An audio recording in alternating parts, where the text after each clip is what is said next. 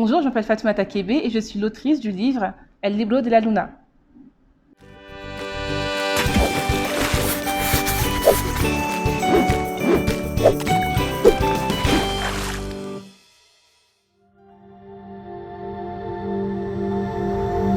Mon livre parle de tous les aspects de la Lune, que ce soit l'aspect scientifique de la Lune, son mouvement dans l'espace autour de la Terre, mais également de son impact sur nos vies de tous les jours à travers les marées, et aussi sa place dans l'histoire de l'espèce humaine de par le monde, c'est-à-dire à travers les mythologies et à travers notamment la guerre froide qui a vu une course vers la Lune qui a duré pendant plusieurs années et qui a mobilisé des milliards de dollars.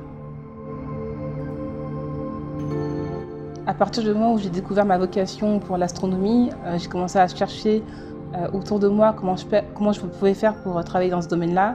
Et donc je suis allée dans des salons d'études, etc.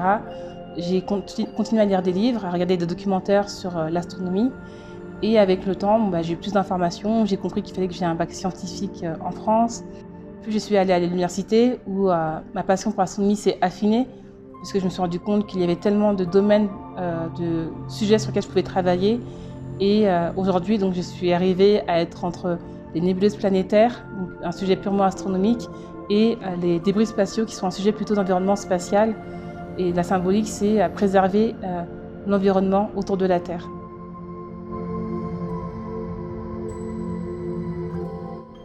Pour moi, la Lune, c'est pas seulement un objet céleste, c'est également un astre qui a un impact sur nos vies de manière quotidienne, c'est vrai par rapport à ses effets, mais aussi elle a inspiré toutes les civilisations de par le monde.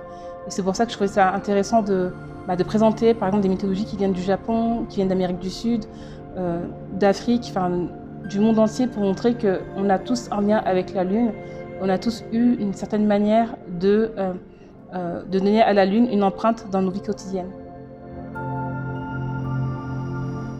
Alors, je n'ai pas de préférence par rapport aux mythes, je les aime tous, parce que vraiment, chacun transcrit en fait l'histoire de la civilisation en fait qui est derrière. Donc, je ne fais pas trop de différence entre eux. Par rapport à la culture aztèque, que je trouve très intéressante, c'est surtout l'histoire de comment la Lune et le Soleil se sont formés.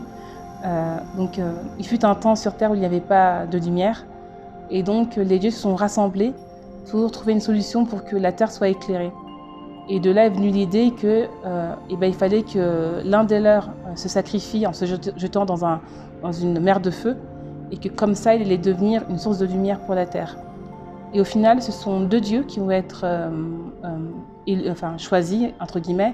Il y en a un, donc lui qui s'est porté volontaire, et un autre qui va être contraint. Et celui qui était volontaire était assez arrogant, et avant son sacrifice, il a fait énormément de dons, et tandis que l'autre qui était assez modeste, il a fait de petits dons, et donc arrive le jour où ils doivent se sacrifier et donc se jeter dans cette mer de feu. Et finalement, le dieu arrogant, quand il voit cette mer de feu, il recule, il prend peur et il reste sur place, tandis que l'autre, plus modeste, se jette directement dans le feu. Et quand il se jette dans le feu, tout d'un coup, une boule de feu en sort, c'est le soleil, et il monte dans le ciel et il éclaire la terre. Et quand l'autre dieu voit ça, il prend courage et il se jette à son tour dans cette mer de feu, et à son tour, il devient un second soleil. Et les dieux qui étaient là dans le public ont dit en fait, c'est injuste que les dieux aient le même éclat, alors que le second a fait preuve de lâcheté. Et de là, un des dieux va prendre un lapin, il va le jeter sur le dieu arrogant, qui du coup va perdre sa lumière, et il devient la Lune. Et on considère que la Lune, c'est un astre éteint avec plein de cicatrices. Et je trouvais que c'était vraiment une belle manière en fait de représenter les astres que sont le Soleil et la Lune. Oui, mon but c'était vraiment de toucher le grand public, parce que c'est le grand public, donc c'est vraiment un nombre de personnes qui est extrêmement important. Et ce livre avait pour vocation d'être une transmission de connaissances, donc il fallait absolument qu'il soit compréhensible facilement par le plus de monde possible. Et d'ailleurs, je l'ai fait relire par beaucoup d'amis qui n'ont aucune connaissance dans ce domaine-là.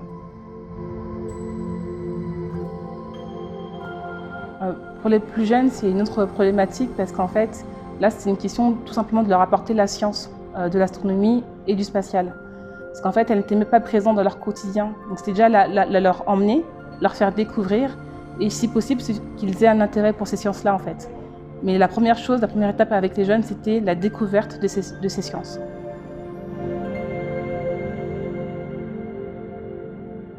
Alors, j'ai mis à peu près 8 mois pour écrire le livre, en essayant d'écrire des petites parties par petites parties. Comme ça, je pouvais les envoyer donc, à mon éditeur et à quelques amis pour relire et me faire des commentaires.